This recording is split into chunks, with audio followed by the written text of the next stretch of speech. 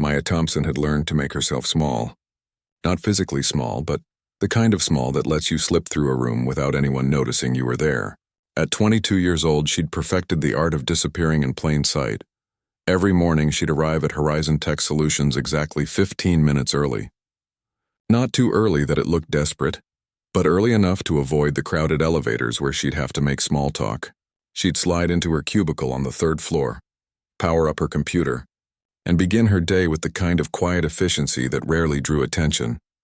The marketing department buzzed around her like she was a rock in a stream. People flowed past her desk, chatting about their weekends, their gym routines, their latest vacation plans. Maya would smile politely if someone glanced her way, but mostly she kept her eyes on her screen. It was safer that way. She'd been interning at the company for 6 weeks now, and most people still didn't know her name. When someone needed to get her attention, they'd call her the intern or, "Hey, you there?" She'd started to respond to it automatically, like a reflex she couldn't control. The office itself was the kind of place that looked impressive in photographs. Floor-to-ceiling windows flooded the space with natural light. Sleek white desks stretched across open floor plans. There was a meditation room on the 4th floor, a gym in the basement, and a cafeteria that served things like quinoa bowls and cold-pressed juice. Everything about it screamed modern and progressive, but Maya had learned that looking progressive and being progressive were two very different things. She was one of 3 black interns in a program of 20, one of maybe a dozen black employees in a company of over 500. The math wasn't lost on her. Neither was the way people's eyes would flicker with surprise when she spoke up in meetings, like they'd forgotten she could talk. Her supervisor, a woman named Patricia who always wore statement necklaces and talked about her yoga retreats, seemed to mean well. But she had a habit of touching Maya's hair without asking and calling her articulate, in a tone that suggested it was unexpected. Maya had stopped correcting her after the 2nd week. The other interns were mostly graduates from schools like Stanford and Yale. They had parents who worked in tech or finance. They knew how to network, how to laugh at jokes they didn't find funny, how to walk into a room like they owned it. Maya had gone to a state university on scholarships and loans. Her mom was a nurse. Her dad drove a bus. She'd been the first person in her family to work in an office where people had titles like Senior Vice President of Digital Strategy. During lunch, while the other interns gathered in clusters around the cafeteria tables, Maya would take her sandwich and retreat to the lobby. The massive space on the ground floor had become her sanctuary. It was public enough that no one questioned why she was there, but busy enough that she could blend into the background. She'd found her spot in the 2nd week. A leather chair tucked into a corner near a potted plant that was probably fake but looked real enough. From there, she could watch the flow of people coming and going without being watched herself. Delivery drivers hustling through with packages. Employees rushing back from lunch meetings. Important-looking people in expensive suits heading to the elevators. Maya would pull out her tablet and review whatever project she was working on. Social media analytics mostly, tracking engagement rates and click-throughs for the company's various campaigns. It was mindless work that any computer could probably do better, but she attacked it with the focus of someone defusing a bomb. If she did everything perfectly, maybe they'd notice her for the right reasons. Her natural hair had been a source of anxiety since day 1. She'd worn it in braids to the interview, but on her first day, she'd noticed that every black woman in the office wore their hair straight or pulled back tight, so she'd started straightening hers too, flat ironing it every morning until it lay smooth against her head. Then she'd pull it into a low bun that felt like it was giving her a headache by noon. Her mom had noticed during their weekly video call. "Baby, why you doing that to your hair?" She'd asked, her face creased with concern on the phone screen. "It's more professional, Mom," Maya had said, not meeting her eyes through the camera. Her mom had gone quiet for a moment. Then she'd said, "Professional for who?" Maya hadn't had an answer for that. The thing was, she actually liked the work. When she let herself think about it, buried under all the anxiety and self-consciousness, she found the marketing strategy fascinating. She had ideas, good ones, about how the company could reach younger audiences or make their campaigns feel more authentic. But in meetings, when she'd start to raise her hand, something would freeze in her chest. She'd look around at all the confident faces, all the people who seemed so certain of their right to speak, and her hand would slowly lower back to her lap. Once, she'd sent her supervisor a detailed email with suggestions for their next campaign. Patricia had responded with great thoughts, and then used two of Maya's ideas in the next presentation without crediting her. When Maya had gently mentioned it later, Patricia had looked confused. "Oh, I thought those were from the brainstorming session. You should speak up more in meetings so we know what you're contributing." After that, Maya had stopped sending suggestions. On this particular Tuesday, the air conditioning in the building was fighting a losing battle against the summer heat. Maya had finished her sandwich and was sipping lukewarm coffee, trying to focus on a spreadsheet of Instagram engagement metrics. The numbers blurred together after a while. Likes, shares, comments. Sometimes she wondered if any of it really mattered. The lobby was busy today. A group of men in suits clustered near the elevator bank, their laughter echoing off the marble floors. A woman in heels click-clacked past, talking urgently into her phone. A maintenance worker pushed a cart loaded with cleaning supplies. The receptionist, a blonde woman named Kelly who always had perfect lipstick, answered the phone with the same cheerful greeting she'd probably said 1,000 times that week. Maya let it all wash over her. The familiar soundtrack of a workplace where she existed but didn't quite belong. That's when she noticed the older woman. She appeared near the reception desk, moving with the careful steps of someone who wasn't quite sure where they were going. She looked to be in her 70s maybe, with silver hair cut in a neat bob. She wore a navy blue suit that looked expensive and carried a leather briefcase that had the worn patina of something well-used and well-loved. But it was her face that caught Maya's attention. The confusion there, the frustration starting to build in the tightness around her eyes. The woman was trying to get Kelly's attention, but Kelly was on the phone, holding up one finger in the universal gesture of just a minute. The older woman waited, then tried again, this time reaching out to tap the desk. Kelly finished her call and looked up with her professional smile. "How can I help you?" she asked, her voice carrying across the lobby. The older woman opened her mouth, but instead of speaking, she began moving her hands. Quick, deliberate gestures that Maya recognized immediately. She was signing. Kelly's smile faltered. "I'm sorry, I don't... Can you speak?" She said it louder, like volume would somehow bridge the gap. The woman shook her head, frustrated now, and signed more emphatically. She pointed to her ear and shook her head. Then she made a writing gesture.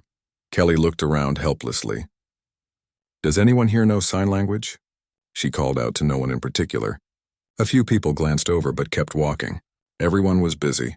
Everyone had somewhere else to be. Maya felt her stomach twist. She knew that feeling. That desperate attempt to communicate while people looked through you like you were invisible. Her grandmother had been deaf.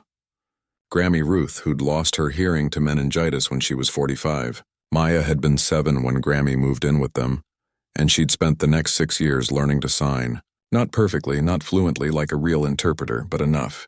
Enough to tell Grammy about her day at school. Enough to make her laugh. Enough to say "I love you" in a way that didn't need sound.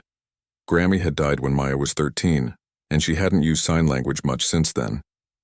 Sometimes she'd practice in her room just to keep the memory alive, but it had gotten rusty. Still, watching this woman struggle, she felt the old gestures stirring in her muscle memory. Maya looked down at her tablet. This wasn't her problem. She was just an intern. She should stay in her corner, stay invisible, stay safe. Kelly had given up and gone back to answering phones. The older woman stood there looking lost in the middle of the busy lobby. People flowed around her like she was an obstacle to navigate. Not a person who needed help. Maya's grandmother used to tell her stories about the times people treated her like she was stupid because she couldn't hear. How they'd talk over her, about her, like she wasn't even there. Grammy would sign those stories with hands that trembled with old anger, old hurt. Maya set down her tablet. Her hands were shaking as she stood up. This was stupid. She was going to make a fool of herself. Her signing was probably terrible now. She should sit back down. But her feet were already moving. She crossed the lobby slowly, her heart hammering so hard she was sure people could hear it. The older woman had turned away from the desk now, looking around the space with increasing distress. Maya approached from the side, careful not to startle her. When she was close enough, she raised her hand and waved slightly, just enough to catch the woman's attention. The woman turned, and Maya took a breath. Then she signed, her hands clumsy but sincere. "Hello, can I help you?" The transformation on the woman's face was immediate. Her eyes widened, then filled with relief so profound it made Maya's throat tight. She began signing back, quickly at first, then slower when she realized Maya was struggling to keep up. "Thank you," the woman signed. "I have a meeting. I can't find the room." Maya felt a rush of gratitude that she'd understood it. She signed back, "What floor? What room?" As they communicated, Maya became aware of something. The lobby hadn't gotten quieter, but it felt like it had. Some part of her registered that people were glancing over, that this interaction was drawing attention in a way that made her instincts scream to retreat. But the woman in front of her was smiling now, the stress melting from her features, and that mattered more. The woman signed that she was looking for the 15th floor, the executive boardroom. She spelled out her name slowly, Margaretchen. She explained that her interpreter had canceled at the last minute, and she'd thought she could manage, but the building was bigger than she'd expected. Maya nodded, then gestured toward the elevators. "I'll take you," she signed, hoping she'd gotten the phrase right. The relief on the woman's face was answer enough. As they walked across the lobby together, Maya felt exposed in a way she hadn't since her first day. People were watching. Of course they were watching. The shy intern who never spoke was suddenly center stage, having a whole conversation in sign language with a stranger. But when she glanced at the woman beside her, saw the grateful smile, felt the gentle touch on her arm that said thank you in a language beyond words, the anxiety faded just a little. They reached the elevator, and Maya pressed the button for the 15th floor. As they rode up in silence, the woman began signing again.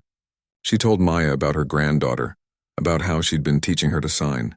She asked about Maya's family, and Maya found herself sharing about Grammy Ruth, about how she'd learned to sign so they could talk about everything and nothing. The woman's eyes crinkled with understanding. She signed something that Maya had to ask her to repeat. Then she got it. "Your grandmother would be proud of you." Maya felt her eyes start to burn and blinked quickly. The elevator chimed. 15th floor, executive territory. Maya had never been up here before. The carpet was thicker, the art on the walls more expensive. Everything whispered, "Important people only." She walked the woman down the hall to the boardroom, checking the number twice to make sure she had it right. When they reached the heavy wooden door, she knocked once, then helped get the woman settled. The woman squeezed Maya's hand, signed thank you one more time, and then something else that made Maya pause. "You have a kind heart. Don't let this place change that." Before Maya could respond, before she could even process what that meant, someone was calling the woman into the meeting. Maya slipped out quickly, her face burning, and hurried back to the elevator. It wasn't until she was back at her desk, staring at her spreadsheet with unseeing eyes, that she let herself breathe. She'd actually done it. She'd helped someone. For maybe the first time since starting this internship, she'd been visible for something good. What she didn't know, what she couldn't have known, was that someone else had seen the whole thing. Someone who'd been standing in the executive hallway, partially hidden behind a marble column, who'd watched every gesture, every sign, every moment of genuine kindness between two people who'd found a way to communicate across silence. Someone who was about to change everything. Maya couldn't focus for the rest of the afternoon. Her hands kept trembling slightly as she typed, and she had to redo the same data entry 3 times because she kept making mistakes. Every time she closed her eyes, she saw the woman's face. That look of relief when someone finally understood her. It reminded her so much of Grammy Ruth. All those times her grandmother would come home from the grocery store or the bank, frustrated and tired from trying to communicate with people who didn't have the patience to understand. Grammy would sit at the kitchen table and Maya would make her tea, and they'd talk with their hands about how exhausting it was to exist in a world that wasn't built for you. "You okay?" Maya jumped. Her desk neighbor, a guy named Trevor who was always asking to borrow her stapler, was looking at her with concern. "Yeah, I'm fine," she said quickly, turning back to her screen. "I saw you in the lobby earlier. That was pretty cool what you did." Maya felt her face heat up. "It was nothing. Just helping someone find a room." Trevor shrugged. "Still cool." "I wouldn't have known what to do." He went back to his own computer and Maya exhaled slowly. The thing was, it hadn't felt like nothing. For those few minutes in the lobby and the elevator, she'd felt useful. It's like she had something to offer beyond color-coded spreadsheets and engagement metrics. Like she was more than just the quiet intern everyone forgot about. But now, Sitting back in her cubicle with the fluorescent lights buzzing overhead and the sound of keyboards clicking all around her, that feeling was already starting to fade. She was back to being invisible, and maybe that was safer anyway. The rest of the week passed in its usual blur. Maya arrived early, kept her head down, ate lunch alone in her corner of the lobby. She didn't see the older woman again, and after a few days, the whole encounter started to feel like something she'd imagined. Friday afternoon, Patricia stopped by her desk with a stack of printouts. "Maya, I need you to organize these by date and then scan them into the shared drive. Should take you a few hours." Maya looked at the stack. It was busy work, the kind of thing that should have been digitized years ago. "Sure, no problem." Patricia smiled, already walking away. "You're such a team player. That's what I wrote in your mid-internship review, by the way. Very dependable." Dependable. Maya turned the word over in her mind as she started sorting papers. It wasn't exactly inspiring. It was the kind of thing you said about a stapler, but she supposed it was better than nothing. She was halfway through scanning when her computer pinged with an email notification. She glanced at it, expecting another automated message about office recycling policies or upcoming diversity training that never seemed to change anything. But the sender's name made her freeze. Richard Hoffman, CEO, Horizon Tech Solutions. Her mouth went dry. CEOs didn't email interns. They probably didn't even know interns existed. She stared at the unread message for a full 30 seconds before she finally clicked it open. The subject line read, "Meeting request." The body of the email was short. "Ms. Thompson, please come to my office Monday morning at 10 a.m. This is regarding an important matter. Please confirm receipt of this message. Richard Hoffman." Maya read it 3 times. Then she read it again. Her heart was pounding so hard she felt dizzy. What had she done? She ran through every interaction she'd had over the past 6 weeks, searching for the mistake. Had she used the company printer for personal stuff? Had she accidentally deleted something important? Had someone complained about her? The woman. It had to be about the woman from Tuesday. Maya's hands were shaking as she typed out a response. "Confirmed. I'll be there at 10 a.m., thank you." She hit send before she could overthink it, then immediately wanted to take it back. Should she have said something more? Was "thank you" weird in this context? "You look like you've seen a ghost." Trevor was peering over the cubicle wall again. "I just got an email from the CEO, Maya said, her voice barely above a whisper. Trevor's eyebrows shot up. "Hoffman, what did you do?" "I don't know. He wants to see me Monday morning." "Whoa." Trevor let out a low whistle. "That's either really good or really bad. There's no in-between with CEO meetings." Maya felt her stomach drop. "Thanks, that helps a lot. Sorry. I'm sure it's fine. Maybe you're getting a project or something." But Trevor didn't sound convinced. Maya spent the rest of Friday in a fog of anxiety. She finished scanning the documents, sent her usual end-of-day report to Patricia, and left exactly at 5 o'clock. The whole train ride home, she kept checking her phone, half expecting another email telling her she was fired or that Monday's meeting was canceled or that it had all been a mistake. That weekend was torture. She tried to distract herself with everything she could think of. She deep-cleaned her apartment. She called her mom but didn't mention the meeting because she didn't want to worry her. She went for a long walk in the park and barely noticed where she was going. Sunday night, she stood in front of her closet for 20 minutes, trying to decide what to wear. What did you wear to a meeting with a CEO? Especially when you had no idea if you were about to be praised or fired or something in between. She settled on black pants and a blue blouse that her mom had bought her for graduation. Professional but not trying too hard. She laid out the outfit on her chair, set 3 alarms on her phone, and lay in bed staring at the ceiling for hours before finally falling into restless sleep. Monday morning arrived too quickly and too slowly at the same time. Maya got to the office at 8:30, a full hour and a half before her meeting. She couldn't sit still at her desk, so she went to the bathroom 4 times. She got coffee but couldn't drink it. She opened her email and stared at the same message without reading it. At 9:45, she couldn't take it anymore. She grabbed her portfolio, the one she'd brought to her interview that had her resume and some writing samples she'd never shown anyone. She had no idea if she'd need it, but carrying it made her feel slightly more professional, and slightly less like she might throw up. The elevator ride to the 15th floor felt like it took an hour. When the doors opened, she stepped out onto carpet so thick her footsteps made no sound. The hallway was quiet in a way that felt expensive. Original art on the walls, real plants, not the fake ones from the lobby. A woman sat at a desk outside a set of frosted glass doors. She looked up and smiled when Maya approached. "You must be Maya Thompson. Mr. Hoffman is expecting you. Go right in." Maya's hand trembled as she reached for the door handle. This was it. Whatever this was, it was about to happen. She pushed open the door. The office was bigger than her entire apartment. Windows along one wall overlooked the city. There were bookshelves lined with actual books, not just for show. A sitting area with leather chairs. And behind a massive wooden desk sat Richard Hoffman.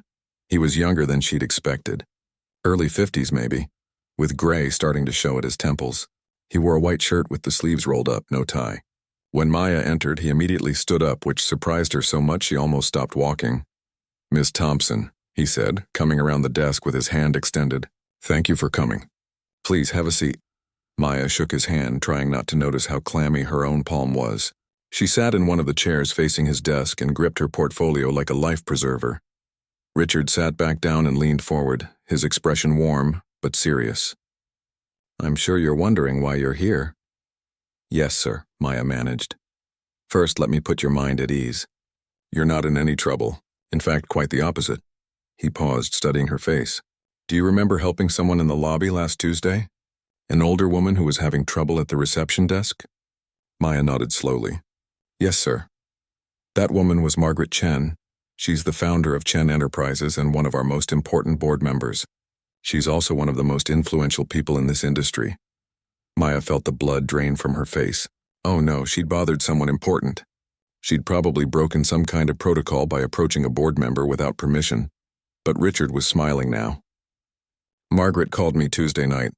She wanted to tell me about the kindness a young intern showed her when no one else in this building bothered to help. She said you communicated with her in sign language, escorted her to her meeting, and made her feel welcome in a place where she'd been completely ignored by everyone else." Maya blinked. She needed help?" "Exactly," Richard said, leaning back in his chair. "You saw someone who needed help and you helped them. Do you know how many people walked past Margaret that day? How many employees of this company? This supposedly progressive, inclusive company couldn't be bothered to stop." Maya didn't know what to say to that. "Margaret was actually conducting an experiment," Richard continued. "She does this at companies she invests in. She wants to see how they treat people when they think no one important is watching. It tells her a lot about the real culture of a place, not just what's in the mission statement." "I didn't know," Maya said quietly. "I wasn't trying to—" "I just saw her struggling, and my grandmother was deaf, so I learned to sign when I was little, and I thought maybe I could help." Richard nodded slowly. "That's what makes it meaningful. You weren't performing for anyone. You weren't trying to impress anyone. You just saw another human being who needed something you could give." He stood up and walked over to the windows, looking out at the city. Maya sat in silence, not sure if she was supposed to say something. "I've been the CEO of this company for 8 years," Richard said, his back still to her. "We've won awards for our workplace culture. We have diversity initiatives and inclusion training and all the right policies on paper. But Margaret's little test revealed something I've been suspecting for a while. We're not as good as we think we are." He turned back to face her. "After Margaret called me, I did something I should have done a long time ago. I started actually looking at what happens in this building every day. Who speaks up in meetings and who stays quiet. Who gets credit for ideas and who gets overlooked. Who feels comfortable being themselves and who doesn't." Maya's throat felt tight. She thought about all the times she'd had an idea and stayed silent. All the times she'd made herself small. "I pulled your file," Richard said, walking back to his desk and picking up a folder. "Your work is excellent, Maya. Your analytics reports are detailed and insightful. You've caught several errors that your supervisor missed. And yet, according to Patricia, you barely speak in meetings. You eat lunch alone. You've never volunteered for any team projects." He looked at her directly now. "I want to know why someone with your capabilities feels the need to make herself invisible." The question hung in the air between them. Maya could feel her heart racing. This was it. She could give the safe answer, the one that wouldn't rock the boat. She could say she was just shy, just needed to work on her confidence, just getting used to corporate culture, or she could tell the truth. She thought about Grammy Ruth, who never backed down from the truth even when it was uncomfortable. She thought about the older woman in the lobby, Margaret Chen, who'd probably faced 1,000 obstacles in her career and kept going anyway. Maya took a breath. "Because I'm scared," she said, her voice steadier than she expected. "I'm scared of saying the wrong thing or being too loud or not fitting in. I'm one of 3 black interns here, and I feel like I'm representing everyone who looks like me every time I open my mouth. If I make a mistake, it's not just Maya who messed up. It's proof that maybe they shouldn't have hired someone like me in the first place." Richard's expression didn't change, but something in his eyes softened. Maya kept going, the words coming faster now. "People touch my hair without asking. They tell me I'm articulate like it's surprising. They use my ideas without crediting me and then tell me I should speak up more. I changed my whole appearance because I noticed that every black woman here straightens her hair, and I thought maybe that's what I needed to do to be taken seriously." She paused, suddenly aware that she'd just unloaded all of this on the CEO of the company. "I'm sorry. I shouldn't have—" "No," Richard said firmly. "Don't apologize. Thank you for trusting me with that." He sat down heavily in his chair, running a hand through his hair. "I won't pretend to fully understand what that's like. I can't. But I can tell you that really hearing it, makes it clear that we have serious problems to fix." Maya nodded, not trusting herself to speak. "Here's what I want to propose," Richard said. "But I need you to think about it carefully before you answer because it's going to require you to do something difficult." Maya waited. "I want to offer you a position, starting after you graduate. Not just any position. I'm launching a new initiative focused on accessibility and inclusion, and I want you to help lead it. Margaret has agreed to be personally involved. We need people who understand these issues from the inside, not just consultants who come in and give presentations and leave." Maya's mind was spinning. A real job, a leadership position, but Richard wasn't finished. "There's one condition, and it's significant. I want you to share your story at our quarterly all-hands meeting next month, in front of the entire company. I want you to talk about what happened with Margaret, but also about your experience here as an intern. The real experience, not the sanitized version." Maya felt her chest tighten, speaking in front of the whole company. 800 people. Everyone who'd ever overlooked her or called her the intern or touched her hair without permission. "I know it's asking a lot," Richard said gently. "And if you say no, I'll understand. But Maya, people need to hear this. They need to understand that inclusion isn't just about having the right numbers on paper. It's about creating a place where someone like you doesn't have to hide who they are just to feel safe." Maya looked down at her hands. They were shaking again, but not from fear this time. It was something else. Something that felt like possibility. She thought about the woman in the lobby, about that moment of connection across silence. She thought about all the other people in this building who might be making themselves small, might be hiding, might be waiting for permission to be seen. She looked up at Richard. "Okay," she said. "I'll do it." Maya walked out of Richard Hoffman's office feeling like she was floating and drowning at the same time. Her legs carried her to the elevator on autopilot, and she pressed the button for the 3rd floor without really thinking about it. The doors closed, and suddenly she was alone with what she'd just agreed to do, speak in front of 800 people. Tell them everything. Make herself the most visible she'd ever been. What had she been thinking? The elevator dinged, and she stepped out into the familiar chaos of the marketing department. Everything looked exactly the same as it had an hour ago, but somehow different. Like she was seeing it all through new eyes. Trevor practically jumped out of his chair when he saw her. "Well, what happened? Are you fired? Are you getting promoted? Did he offer you a job with the CIA? I've been going crazy over here." Maya slid into her chair, still feeling disconnected from reality. "He offered me a job. A real one after graduation." Trevor's jaw dropped. "Are you serious? Doing what?" "Working on accessibility and inclusion initiatives. With one of the board members. That's incredible." Trevor was grinning like he'd won the lottery himself. "See, I told you it wasn't bad news. Man, the rest of us are going to look so boring on our resumes. Completed assigned tasks and filed things properly. Meanwhile, you're out here changing the company." Maya managed a weak smile. She wanted to feel excited, but all she could think about was the meeting. Standing up in front of everyone. Being really looked at by every person who'd ever ignored her. "There's a catch, though," she said quietly. "I have to give a presentation at the all-hands meeting. About what happened with the woman in the lobby and about being an intern here." Trevor's excitement dimmed a little. "Oh, that's Wow, that's a lot.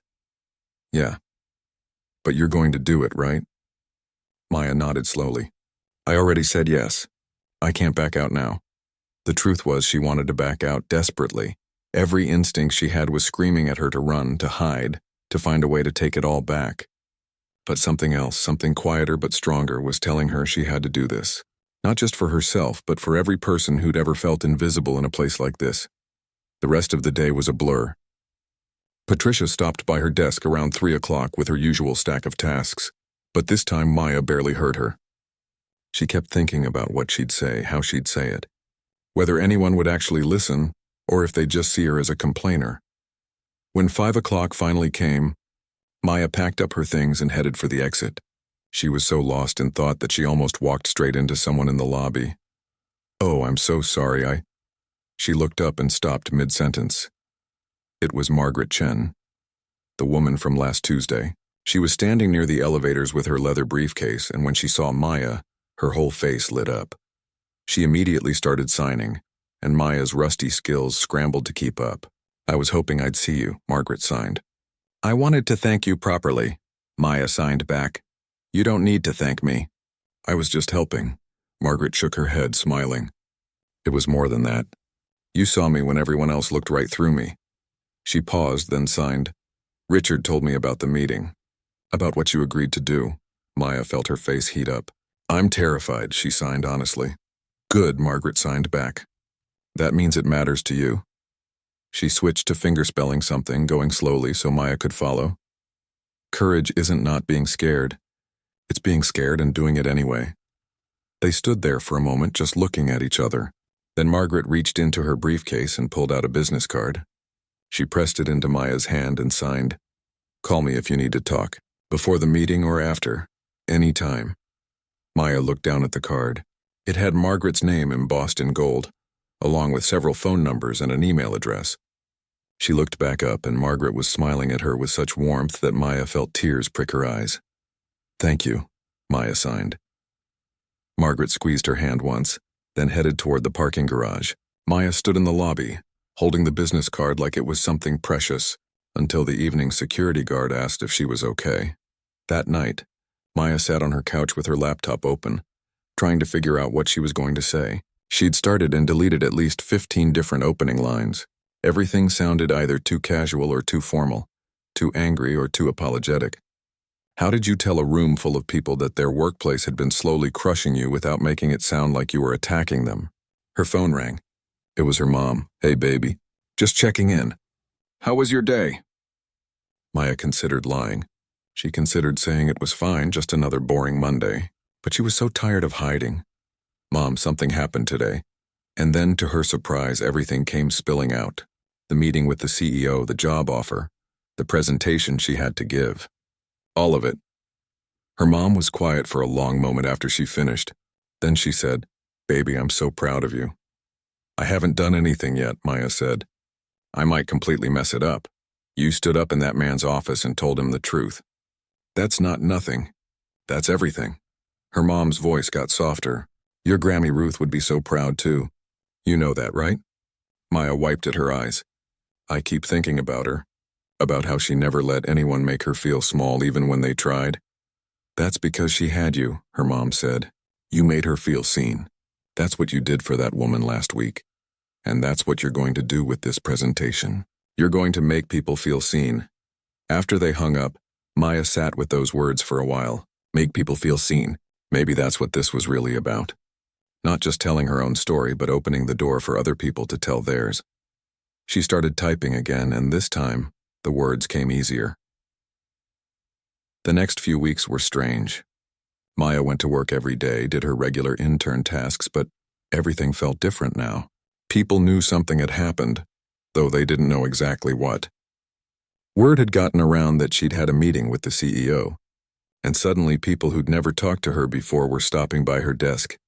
I heard you're working on some special project, one woman from accounting said, leaning against Maya's cubicle wall. That's so cool. What's it about?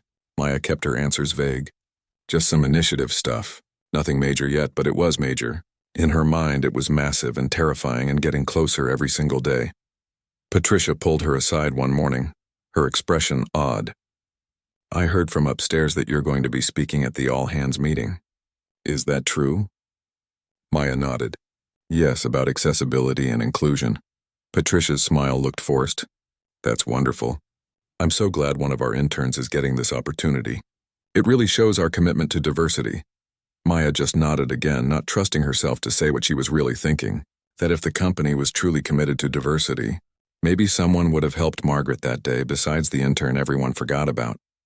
2 weeks before the meeting, Richard's assistant emailed Maya asking if she wanted to practice her presentation in the actual auditorium where it would happen.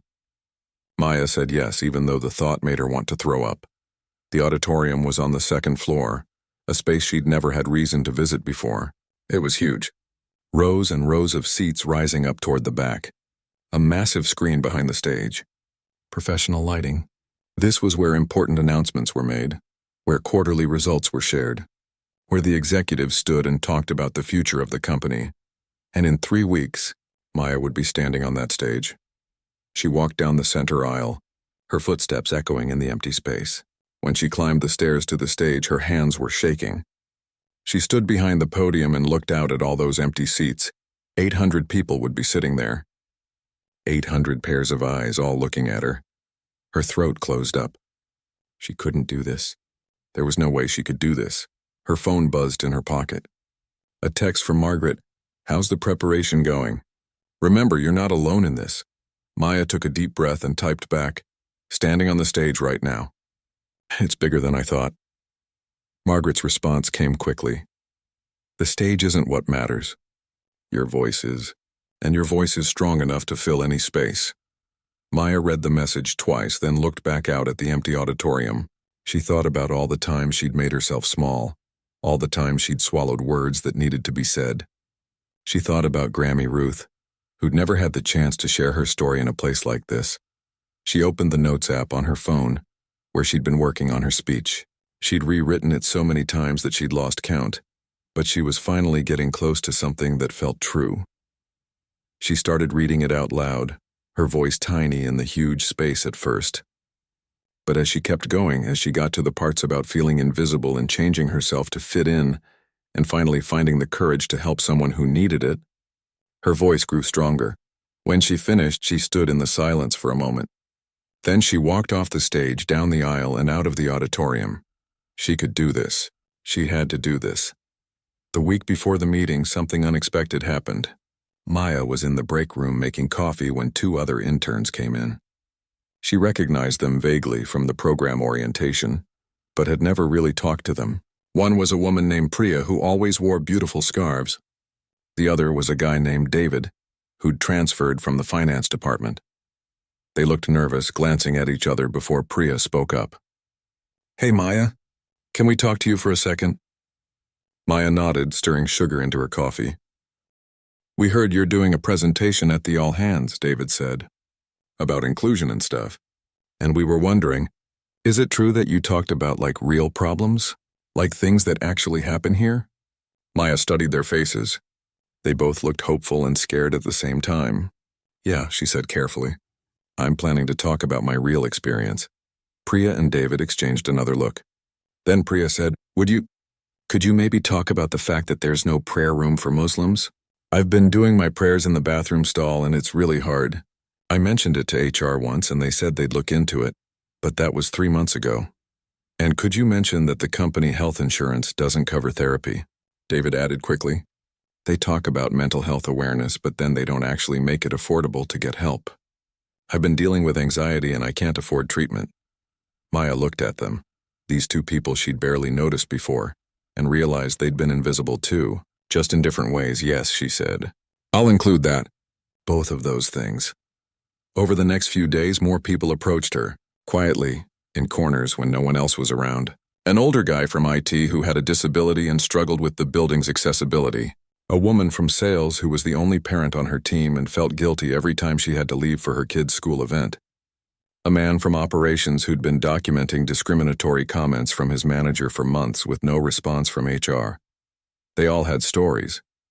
They'd all been invisible in their own ways. Maya added them all to her presentation, not with names but with their experiences. The speech grew longer, more detailed, more real, and scarier. 3 days before the meeting, Patricia called her into a small conference room. She closed the door and sat down across from Maya with a serious expression. "Maya, I need to talk to you about this presentation." Maya's stomach dropped. "Okay. I've heard through the grapevine that you're planning to discuss some sensitive topics, and I just want to make sure you understand that this is a big opportunity for you. You don't want to come across as ungrateful or negative." Maya felt something hot and sharp rise in her chest. "I'm not being negative. I'm being honest," Patricia sighed. "I understand that, but there's a way to talk about these things that's constructive. You don't want people to think you're just complaining." "What if I am complaining?" Maya said, surprised by her own boldness. "What if there are things worth complaining about?" Patricia looked uncomfortable. "All I'm saying is be careful. You have a great future here if you play your cards right. Don't burn bridges before you've even built them." Maya left that meeting feeling shaky but also strangely clearer. This was exactly why the presentation mattered. Because people like Patricia wanted everything to look good on the surface, even if it meant people suffered in silence underneath. The night before the all-hands meeting, Maya barely slept. She ran through her speech in her head over and over, changing words, adding things, taking things out. At 2 in the morning, she gave up on sleep and just sat at her kitchen table with her laptop, reading through it one more time. Her phone buzzed. A text from Margaret, even though it was the middle of the night. "Can't sleep either. Pre-speech jitters are normal. You're going to be amazing tomorrow. I'll be in the front row." Maya smiled and typed back, "Thank you for everything." "Thank you," Margaret replied. "You're changing things. That's never easy, but it's always worth it."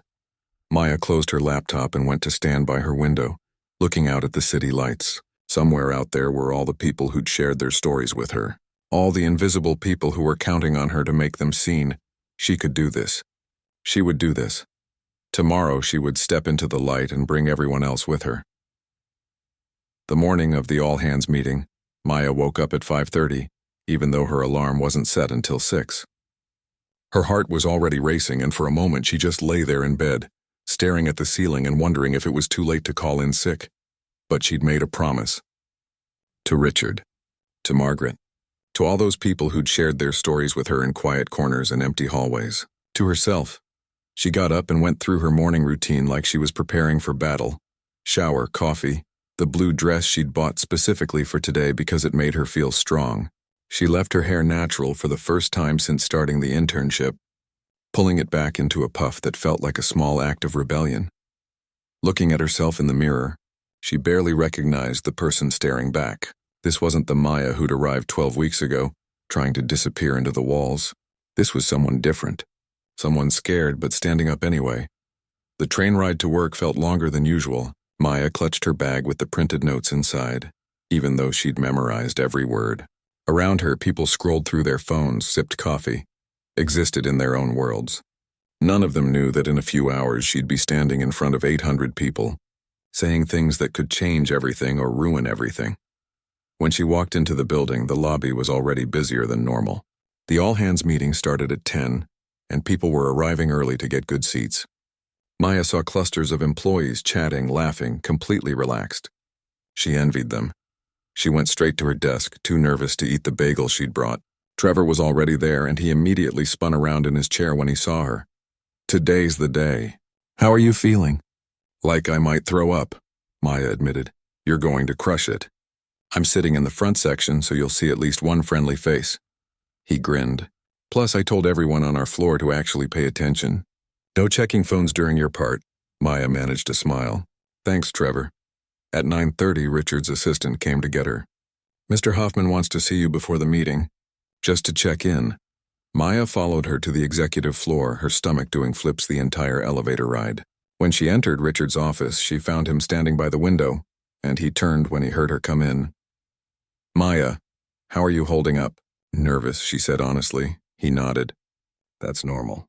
I've been doing these meetings for 8 years and I still get butterflies." He walked over and sat in one of the leather chairs, gesturing for her to sit too. "I want you to know something before you go out there. What you're about to do is brave. Some people might not want to hear it. Some people might get defensive. But that doesn't make it less important." Maya twisted her hands in her lap. What if I mess up? What if I forget what I want to say, or I start crying, or people think I'm just complaining? Then you'll be human, Richard said simply. Maya, I'm not asking you to be perfect. I'm asking you to be honest. That's all. The rest will take care of itself. He stood up and straightened his tie. Margaret's already in the auditorium. Front row, just like she promised. And I'll be up there with you, introducing your segment. You won't be alone. They walked down together, not saying much. Maya could hear the buzz of conversation growing louder as they approached the auditorium. When they reached the backstage entrance, Richard squeezed her shoulder once. You've got this.